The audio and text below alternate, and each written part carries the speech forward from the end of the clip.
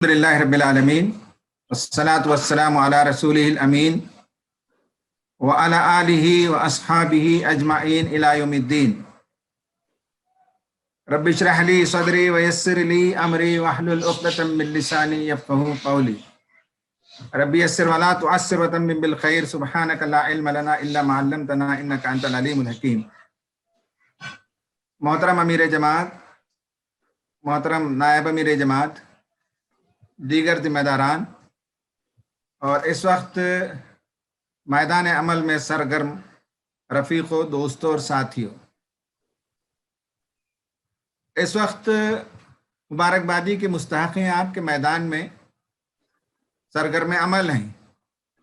دنیا انسانیت بہت پریشان ہے، نفسا نفسی کا عالم ہے، قیامت صغری بپا ہے۔ قیامت کے مناظر میں جو منظر یہ بھی پیش کیا جاتا ہے، یوم یفر المرء من اخیہ و امہ و ابیہ و صاحبتہ و بنیہ، یہ صورتحال اس وقت عملاً میدان میں دیکھنے کو مل رہی ہے۔ لاشیں گر رہی ہیں، بچے قریب آنے کے لیے تیار نہیں ہیں، باپ کو کاندھا دینے کے لیے بیٹے اویلیبل نہیں ہیں۔ بہرحال یہ قیامت صغری بپا ہے اور آپ میدان عمل میں الحمدللہ سرگرم عمل ہیں۔ تین چیزوں نے ہماری صورتحال یا ہماری جو ذہنی کیفیت ہے اس میں بے قراری کو بڑھا دیا ہے۔ ایک تو یہی جو ابھی میں نے ذکر کیا کہ لوگ پریشان حال ہیں دواؤں کے لیے، بیڈس کے لیے، آکسیجنز کے لیے، اور حکومتیں ہیں کہ جو کرنا چاہیے تھا گزشتہ ایک سال میں تیاری وہ نہیں کر سکے، اور لاک ڈاؤن کے ذریعے سے انہوں نے سب کو بند کر دیا ہے، جس کے نتیجے میں ہم اور آپ تو کھاتے پیتے لوگ ہیں، زندگی بسر ہو جاتی ہے، لیکن اس ملک ایک بہت بڑی آبادی ہے جن کے لیے روز تازہ رزق تازہ کہتے ہیں، ہر دن کماتے ہیں تو کھاتے ہیں۔ اب ان کی زندگی کیسے گزرتی ہوگی ہمیں پتہ نہیں۔ تو ایک تکلیف کی بات تو یہ ہے لاک ڈاؤن کے نتیجے میں۔ دوسری جو تکلیف دہ بات ہے وہ لاشوں کو ہم دیکھ رہے ہیں، گنگا میں بہا دیا جا رہا ہے، تیر رہی ہیں، اور ساحل پر گنگا کے بے شمار لاشیں پڑی ہوئی ہیں۔ اس طرح کر ملک کی انسانیت اور ملک کے جو عوام میں ایک بڑا طبقہ ہے ان کے بارے میں بہت افسوس ہونے لگتا ہے۔ یہ گویا کہ خدا کے ٹیسٹ کے مرحلے ہیں۔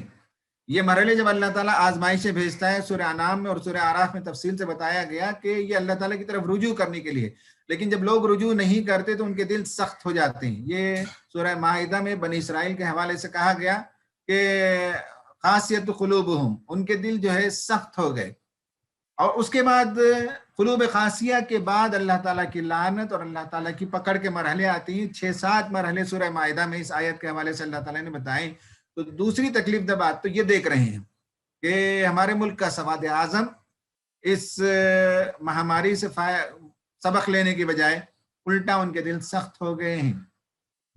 اور تیسری بات، اس وقت فلسطین میں جو کچھ ہو رہا ہے وہ مناظر دیکھ رہے ہیں تو دلوں پر اس کے بہت ہی گہرے اثرات مرتب ہو رہے ہیں۔ میرا کام یہ ہے کہ میں نفسیاتی پہلو سے کچھ باتیں آپ کے سامنے پیش کروں۔ پہلے سلائیڈ میں آپ دیکھ سکتے ہیں کہ ابن حزم رحمۃ اللہ علیہ اندلس کے ایک مفکر، بہت بڑے مفکر، ریشنلسٹ گزرے ہیں، کئی کتابیں ان کی موجود ہیں۔ انہوں نے لکھا ہے کہ ان کا یہ قول ہے کہ I search for a common goal amongst humankind to which all would agree to strive for excellence. I have not found anything other than vanquishing of anxiety. ابن حزم کہتے ہیں کہ میں نے دنیا کے تمام مذاہب کے لوگوں کے cross cultural, cross religious opinion میں نے لیا، میں نے دیکھا، میں نے اسٹڈی کی۔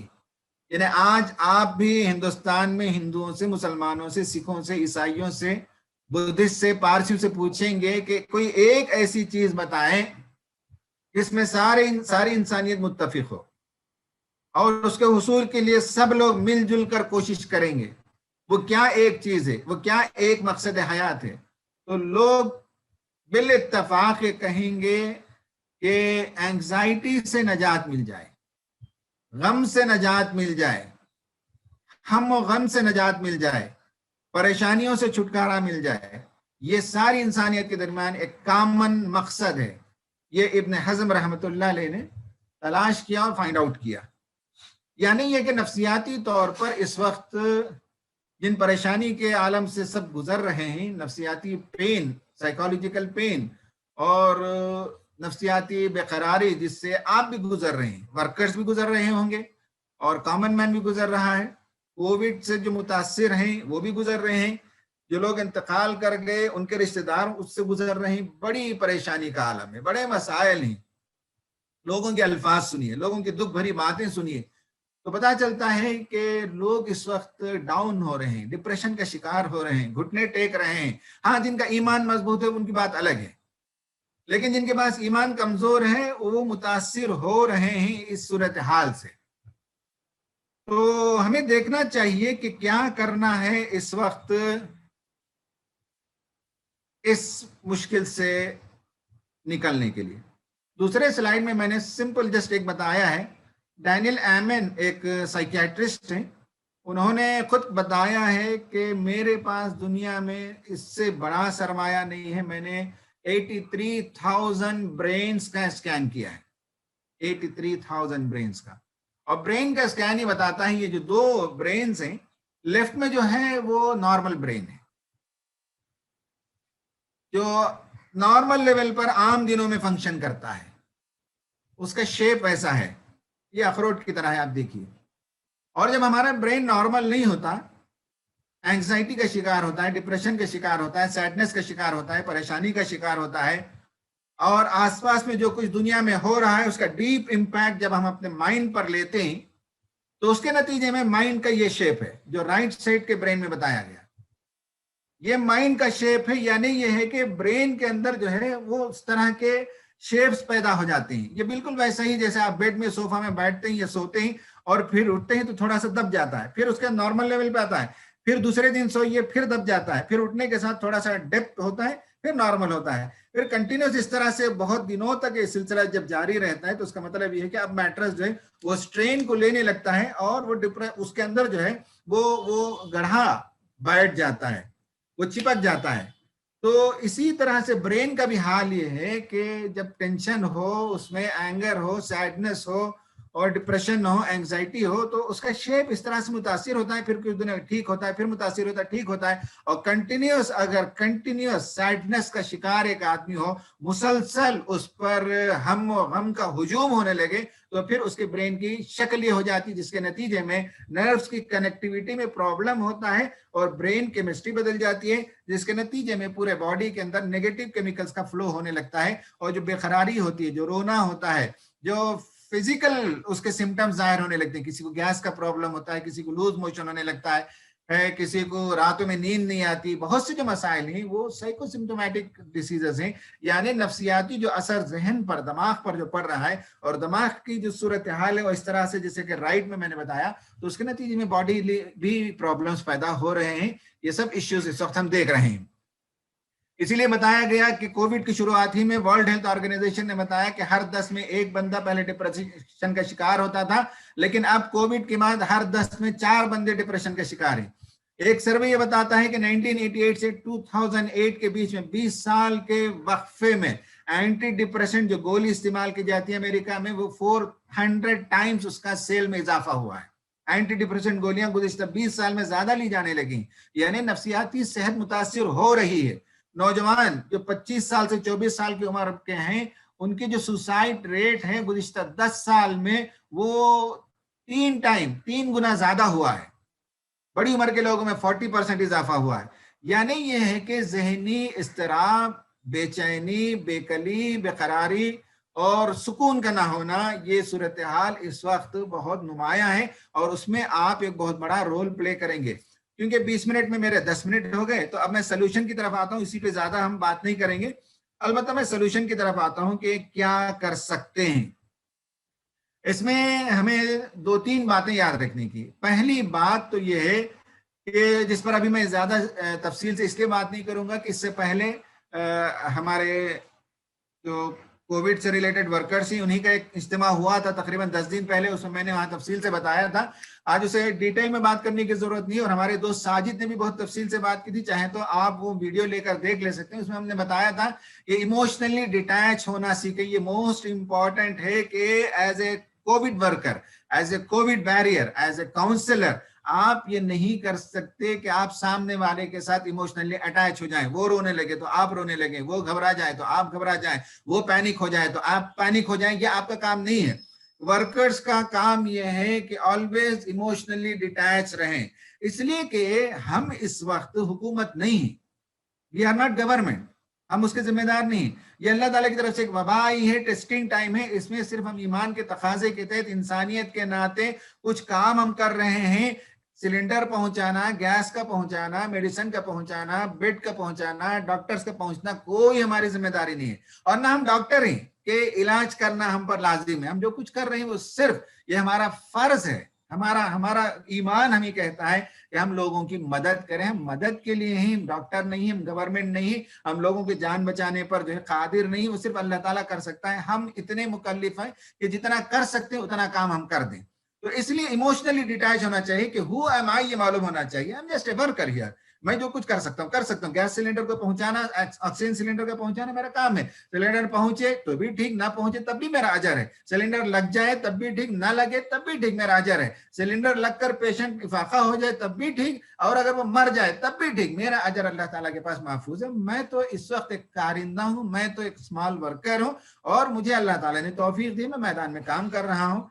तो एक तो ये है कि इमोशनली डिटैच होना चाहिए, जिस पर मैं इस वक्त तफसील से बात नहीं कर रहा हूं। ये जरूरी है अपने इस माइंड को, दिमाग को बिल्कुल ठीक रखने के लिए, उसके शेप को ठीक रखने के लिए। कहीं ऐसा ना हो कि उसमें डेंट क्रिएट हो जाए, कहीं ऐसा ना हो कि उसमें जो है उसका शेप बदल जाए, उसका हैयत बदल जाए, और वंस परमानेंट उसके अंदर अगर स्ट्रेन आ जाए तो फिर बदलना मुश्किल होता है, बजाय इसके कि हम मसीहा बने, हम खुद बीमार हो जाएंगे। इसलिए जो है ये जो कह सकते हैं कि हम mind management is most important. तो एक तो माइंड मैनेजमेंट का तरीका ये है कि आप इमोशनली डिटैच रहिए। इमोशनली डिटैच होने का तरीका ये है कि you know who you are, आप जानिए कि आप कौन हैं, उसके मुताबिक आप काम कीजिए। आप ये ना ओढ़ लीजिए सब कुछ अपने सर पर। आप एक छोटे से वर्कर हैं, इस वक्त अजर के लिए काम कर रहे हैं, इंसानियत के नाते आप काम कर रहे हैं।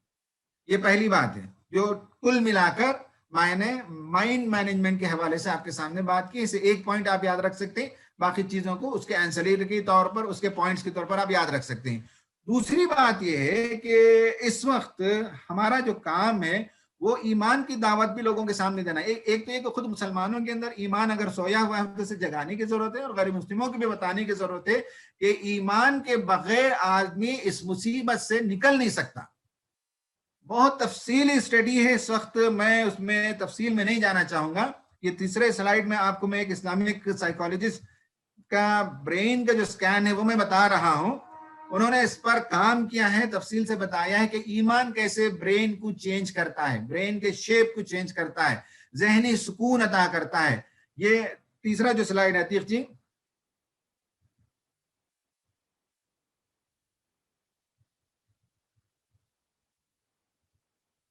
ठीक है अतीक साहब, नहीं शायद मैं उस पर बताऊंगा। हाँ ये देखिए कि उसमें पहला जो नहीं ब्रेन वाला,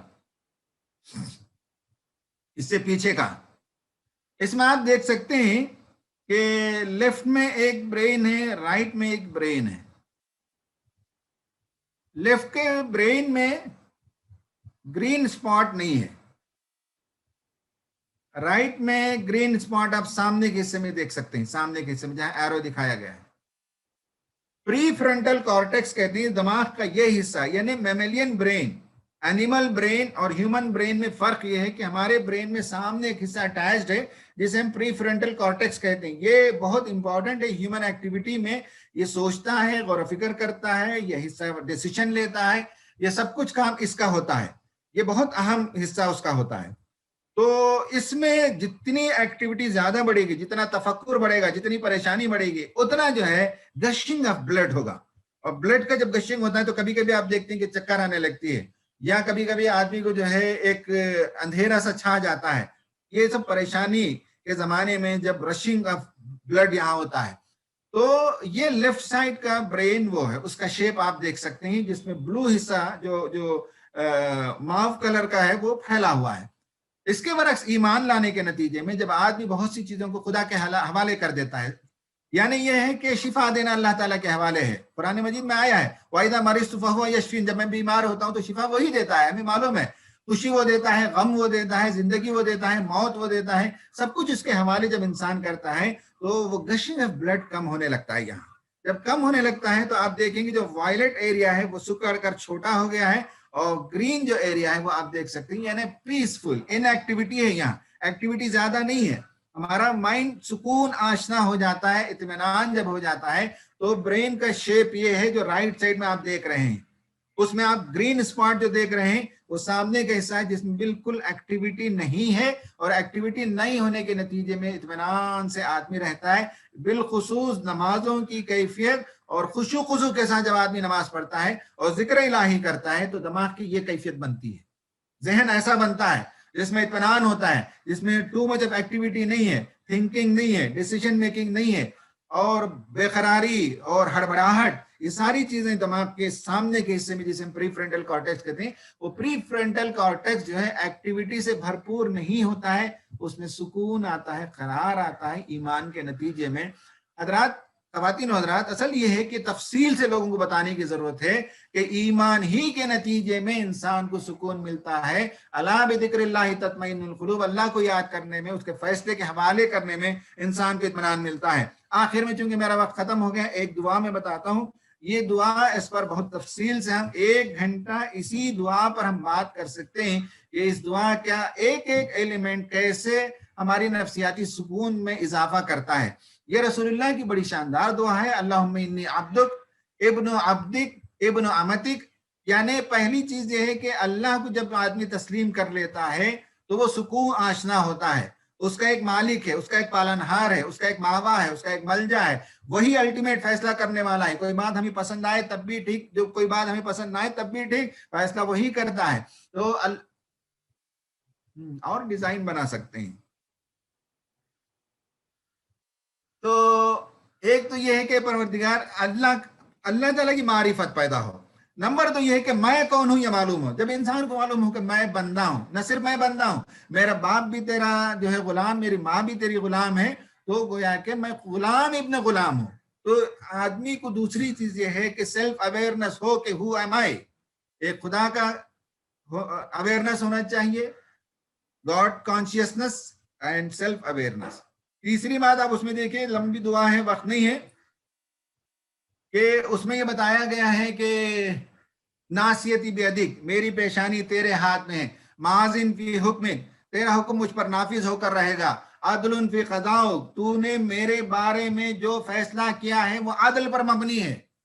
बीमारी है, अदल पर मबनी है, सेहत देना है, अदल पर मबनी है, सेहत के बगैर वापस बुला लेना है, अदल पर मबनी है। तेरा हर फैसला मेरे बारे में अदल पर मबनी है, इसलिए कि अल्लाह ताला की जात से जुल्म का जरा बराबर जो तवक्को नहीं रख सकते, शायबा नहीं है। तो कोई जुल्म नहीं अल्लाह ताला की तरफ से। ये हमें पेशेंट्स को भी बताना है, और जो लोग इंतकाल करके उनके रिश्तेदारों को भी बताना है कि ये दुआ अल्लाह के रसूल ने सिखाई कि अल्लाह ताला का फैसला हर बंदे के बारे में अदल पर मबनी है।